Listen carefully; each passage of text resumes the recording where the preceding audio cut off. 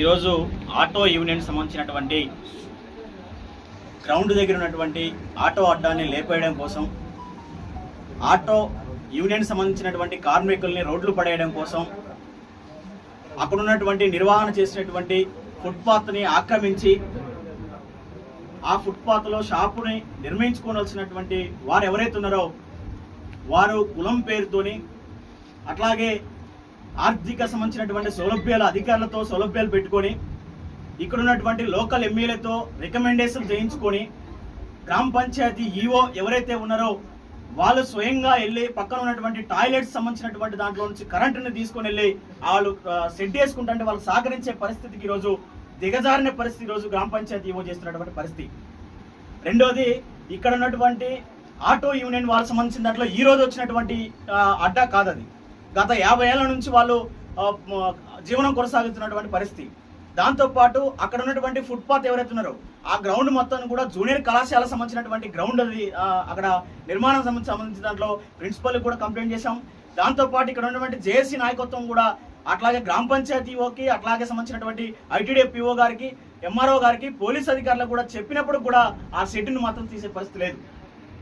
రెండోది, గ్రామ పంచాయతీ ఈఓ గారికి సూటిగా సిపిఎంఎల్ మాస్ ల్యాండ్ పార్టీ ఒక సూటిగా ప్రశ్నిస్తూ ఉంది.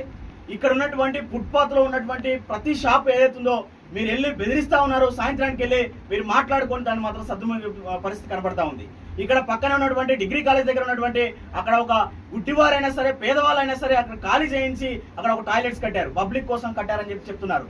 కానీ ఇక్కడ పక్కనే టాయిలెట్స్ ఉన్నటువంటి పక్కనే ఉన్నటువంటి దాన్ని కబ్జా చేస్తూ ఉంటే దానికి సహకరించుకోకుండా, దాన్ని తీయకోకుండా సహకరిస్తూ వాళ్ళకి సెట్ చేసుకోవడానికి మీరు సహకరిస్తా ఉన్నారు. కాబట్టి నువ్వు పేద ప్రజల పక్షాన ఉన్నారా, లేదనుకుంటే మీరు ఆర్థిక సంబంధించినటువంటి సౌలభ్యాలు పెట్టుకొని ముందుకు కొనసాగుతున్నారా? కాబట్టి దీనికి మీద ఖచ్చితంగా ఈవో గారు స్పందించాలి, సమాధానం చెప్పాలి. ఇటీవల కాలంలో మన భద్రాచలం పట్టణంలో ప్రభుత్వ జూనియర్ కళాశాలని ఆనుకొని మున్సిపాలిటీ వారు ప్రజలకు ఇబ్బందికరంగా ఉందని చెప్పేసి టాయిలెట్స్ సంబంధించినటువంటి కట్టడం జరిగింది. ఆ పాత మార్కెట్ వద్ద సుమారు చింతూరు, కోనవరం, ఈఆర్పురం, భద్రాచలం పట్టణం అనేక ప్రాంతాలకు పాత మార్కెట్ నుంచి భద్రాచలానికి కూరగాయలకు కానీ, సరుకులకు కానీ, నిత్యావసర సరుకులకు ప్రజలందరూ వస్తూ ఉంటారు.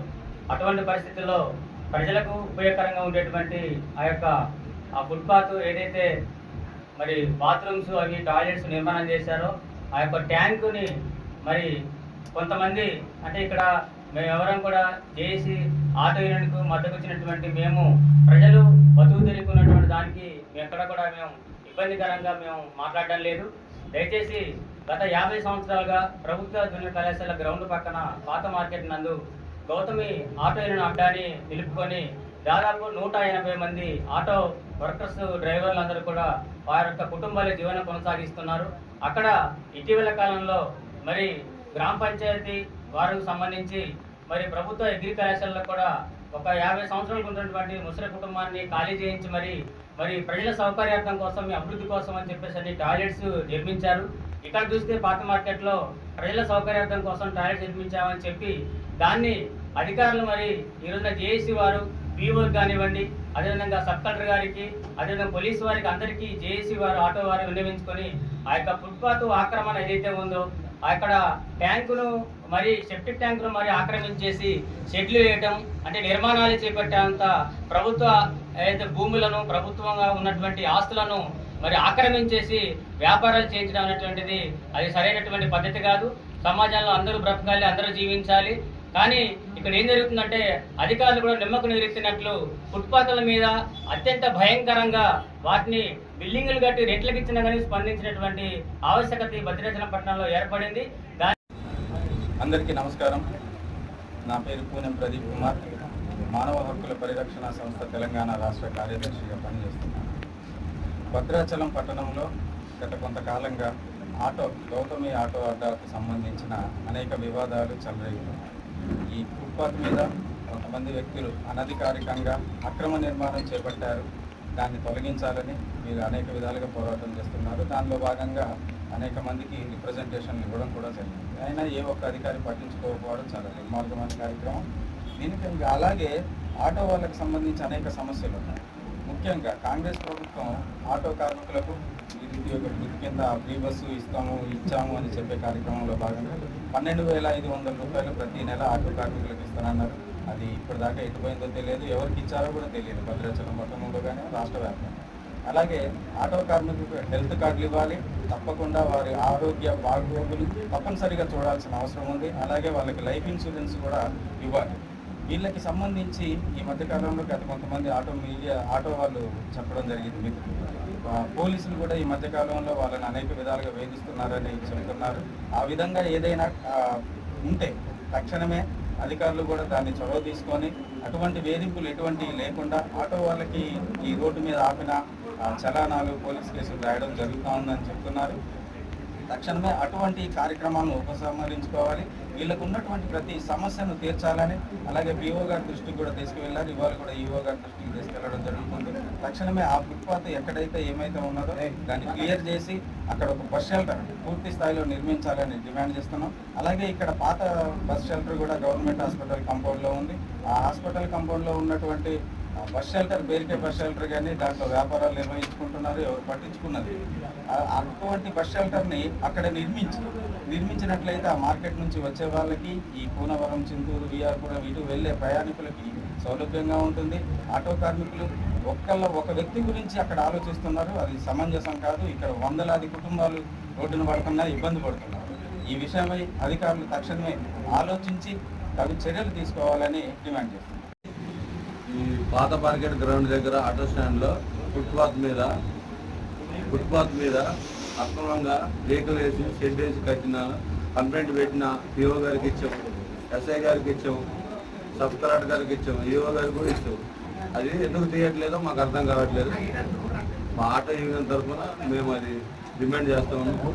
అది చేయకపోతే ప్రైవేట్ కేసు కూడా వేసి దాన్ని తీర్పించడానికి సిద్ధపడుతుంది. అందరికీ నమస్కారం. కష్టాలకు వచ్చి కిస్తీలు కట్టలేక నానా ఇబ్బందులు పడే పరిస్థితి చూశాను. నేను ఇప్పుడు ప్రజెంట్ మాల సంక్షేమ సంఘం రాష్ట్ర అధ్యక్షుడిని. గతంలో auto workers union AITC state సెక్రటరీగా పనిచేశాను. కానీ ఇవాళ ఈఓ గారు కానీ, సబ్ కలెక్టర్ గారు కానీ, ఈఓ గారు కానీ వీళ్ళందరికీ తోటి ఆటో కార్మికులు కంప్లైంట్ ఇచ్చినా కూడా పట్టించుకునే పరిస్థితి లేదు. కానీ ఈ రోజున అక్కడ వాళ్ళ ఆటోలు పెట్టుకునే పరిస్థితి లేదు. కానీ ఈఓ గారికి చెప్పినా కూడా పట్టించుకునే పరిస్థితి లేదు. అక్కడ సులభ్ కాంప్లెక్స్ కట్టి ఆ కాంప్లెక్స్ తర్వాత వాళ్ళు అర్ధరాత్రి పూట వాళ్ళు షెడ్లు వేసుకుంటా ఉంటే ఆ షెడ్లని పీకిస్తా అని చెప్పి ఈఓ గారు ఎట్టి పరిస్థితిలో కూడా ఆ షెడ్ల జోలికి రాకుండా, పైగా మీ మీద కేసులు పెడతామని చెప్పి అక్కడ పెట్టే యాజమాన్యం బెదిరిస్తూ ఉంటే వీరికి పేద ఆటో డ్రైవర్లకి సహాయ సహకారాలు అందించకుండా ఈఓ గారు నిమ్మకు నీరెత్తినట్లు ఉన్నారు.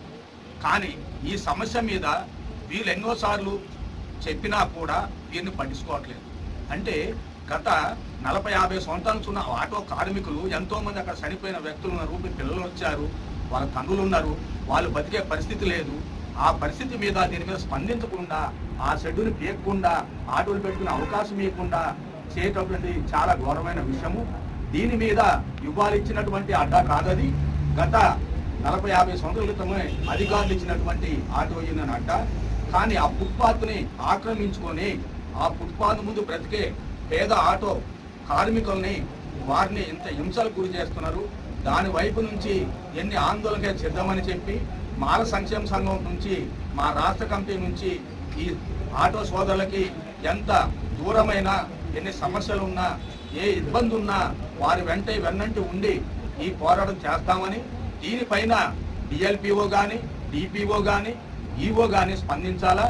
కానీ ఈఓ గారు నిమ్మకు నీరెత్తినట్టుండి నాకు వచ్చిన సమాచారం ప్రకారము ఈఓ గారు కనీసం అవి తీపియట్లేదు, పేదవాళ్ళని పట్టించుకోవట్లేదు.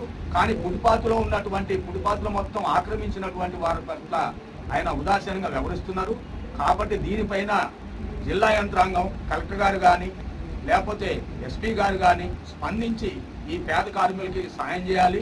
చేయని పక్షంలో వీరి తరపు నుంచి మాల సంక్షేమ సంఘం తరపు నుంచి నిరాదీక్ష చేయడానికి మేము సిద్ధంగా ఉన్నామని చెప్పి మీడియా మిత్రులకు తెలియజేస్తాం.